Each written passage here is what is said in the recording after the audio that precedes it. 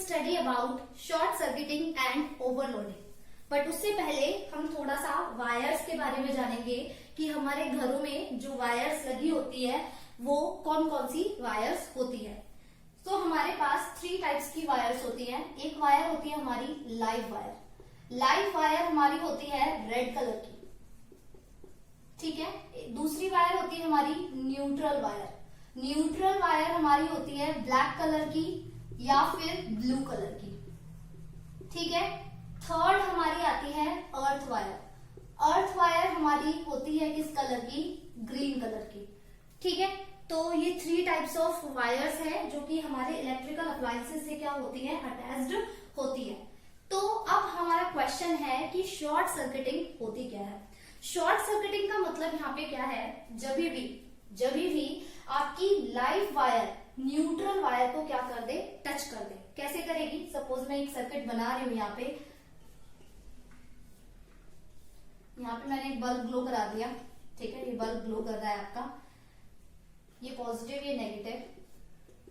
तो ये जो वायर है ये वायर है हमारी कैसी? Live wire. और ये हमारी कैसी वायर है? Neutral wire. तो हमारी लाइव वायर क्या करेगी? लाइव वायर इस बल्ब को क्या करेगी?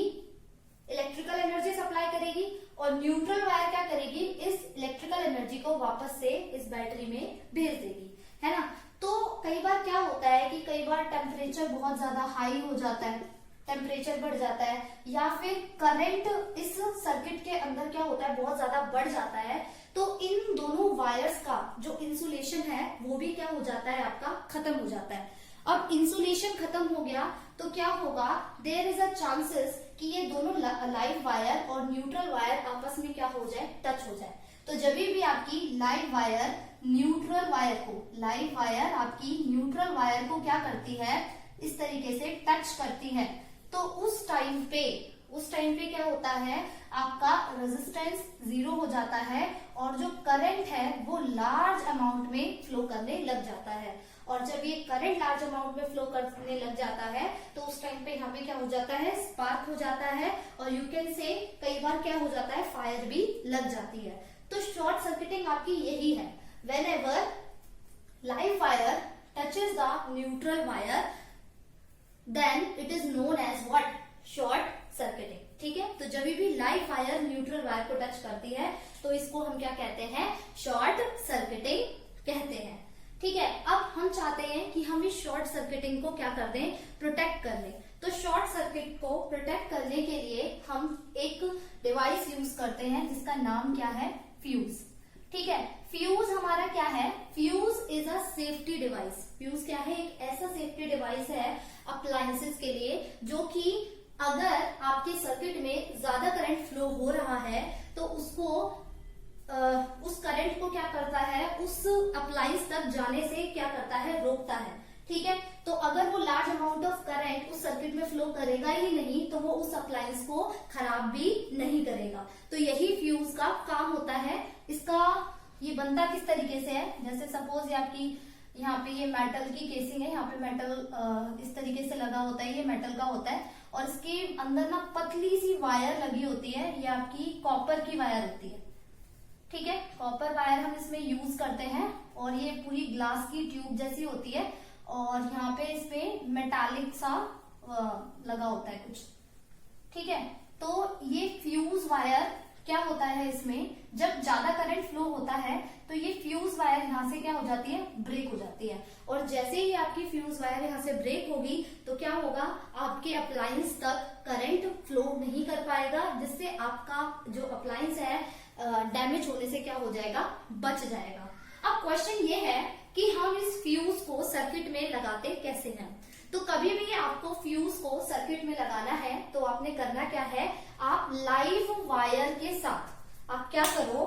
आप लाइव वायर के साथ आप फ्यूज को किसमें कैसे कनेक्ट कर दो? सीरीज में।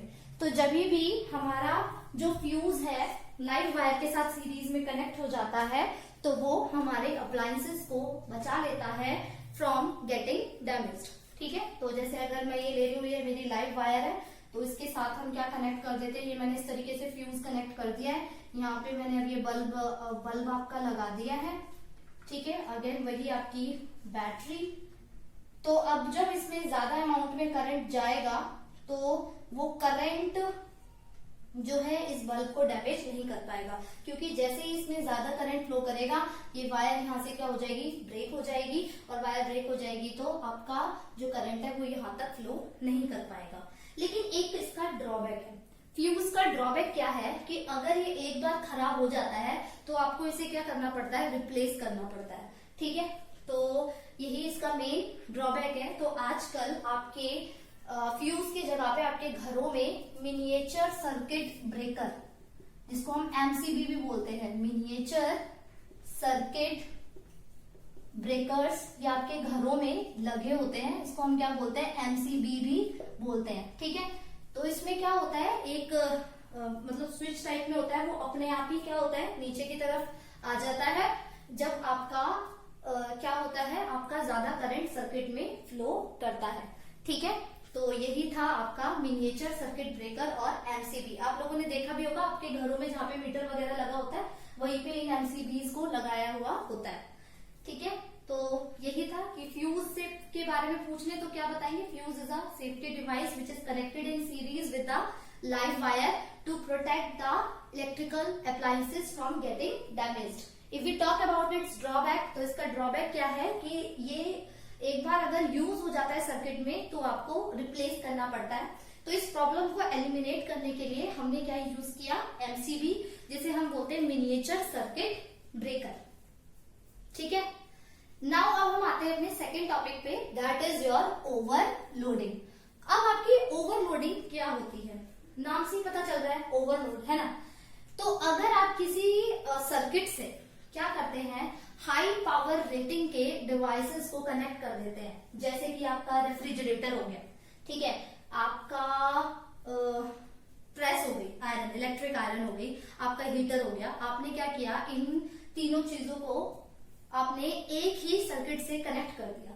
जब too many high power rating electrical appliances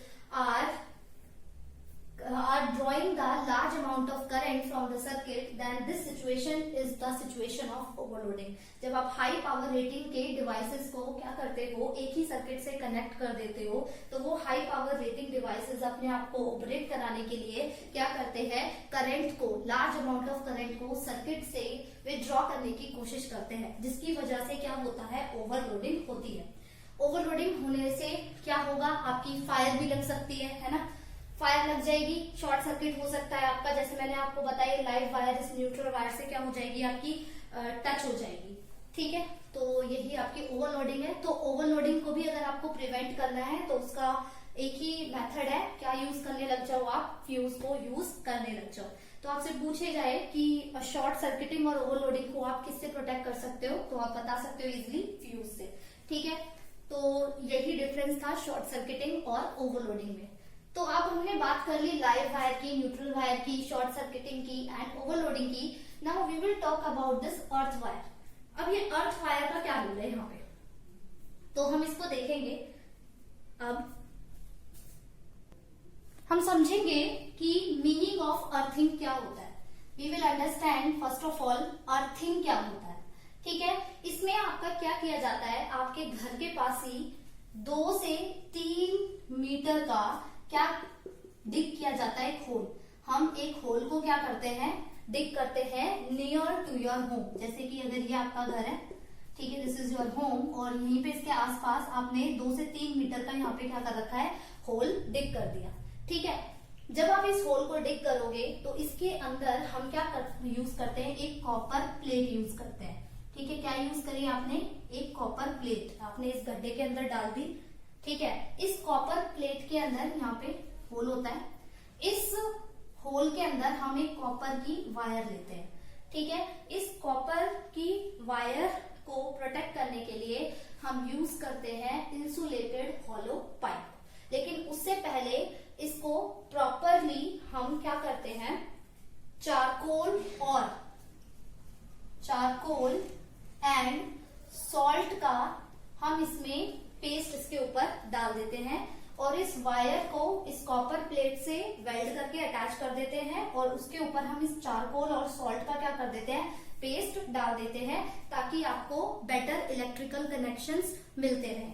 ठीक है, और इस वायर को, कॉपर वायर को हम प्रोटेक्ट कर देते हैं एक इंसुलेटेड हॉलो पाइप से।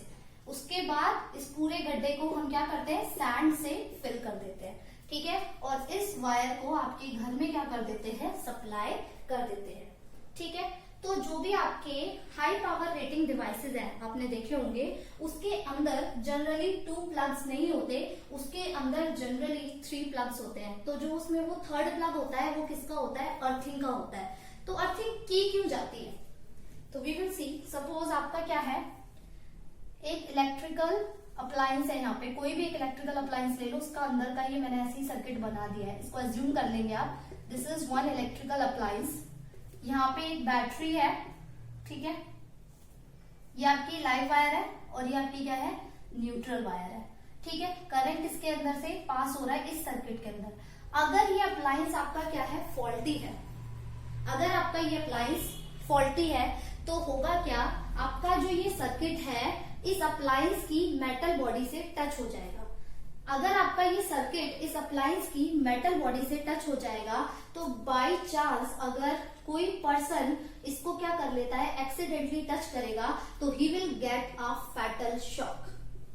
ठीक है, क्यों उसको शॉक लगा, क्योंकि वो करंट जो था वो इस मेटल अप्लायंस की मेटल बॉडी के अंदर पास हो गया।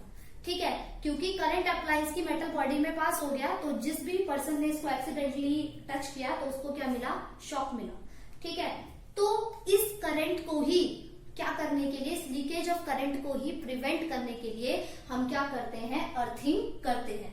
ठीक है, तो हम यहाँ पे एक और वायर कनेक्ट कर देते हैं, जो कि हमारी कौन सी वायर होती है, आपकी अर्थ वायर, जो कि मैंने यहाँ बनाई है, मैंने यहाँ दिखा दिया आपको। इस अप्लायंस से मैंने क्या किया, इस अर्थ वायर को क्या कर दिया, कनेक्ट कर दिया। अब क्या होगा, जो करंट आपका इस अप्लायंस की मेटल बॉडी में जा रहा था वो अब मेटल बॉडी में ना जाके वो क्या चला जाएगा, इस अर्थ वायर के थ्रू आपके ग्राउंड में चला जाएगा। ठीक है, so this is the need of earthing. तो अर्थिंग क्या करती है, it prevents the leakage of the current. ठीक है, leakage of current in the appliance और you can say in the circuit, उसको क्या करती है, प्रिवेंट करती है। ऑल्सो ये बचाती है किसी भी पर्सन को from getting the shock accidentally. ठीक है, so this is the need of earthing. और अर्थ वायर जो हम यूज करते हैं किस कलर की होती है, हमारी ग्रीन कलर की। तो जितनी भी आपके हाई पावर रेटिंग डिवाइसेस होते हैं ना, वो जैसे कि आपका इलेक्ट्रिक आयरन हो गया, आपका रेफ्रिजरेटर हो गया, कूलर हो गया, इन सब में आपने देखा होगा इनमें जो प्लग होते हैं वो ऐसे 3 प्लग्स होते हैं। तो एक तो लाइव वायर का होता है, एक न्यूट्रल वायर का होता है, और जो ये तीसरा होता है ये आपका किसके लिए होता है, अर्थ वायर के लिए होता है। ये अर्थ वायर क्या करती है, जो भी लीकेज ऑफ करंट है उसको वापस से किस में डाल देती है, आपके ग्राउंड के अंदर पहुंचा देती है और आपको प्रोटेक्ट कर लेती है फ्रॉम गेटिंग दी शॉक। ठीक है, अब क्वेश्चन ये है कि हमारे घरों में जो करंट आता है वो कैसा करंट आता है। हमारे घरों में करंट आता है एसी, और उसकी वोल्टेज कितनी होती है, उसकी वोल्टेज होती है 220 वोल्ट और उसकी फ्रीक्वेंसी कितनी होती है आपकी 50 हर्ट्ज। हमारे घरों में जो कनेक्शंस भी होते हैं वो किस टाइप के होते हैं, वो हमारे घरों में कनेक्शंस पैरेलल फॉर्म में होते हैं। तो I hope now you are answerable कि what is short circuit, overloading, है ना, how you can prevent short circuiting and overloading, what is fuse, what is it drawback, what is its advantage, है ना, what is earthing and how it is done and how it protects the person from getting shock. I have already explained this. Now you are answerable too for that. Okay, so this is it for today. Thank you class.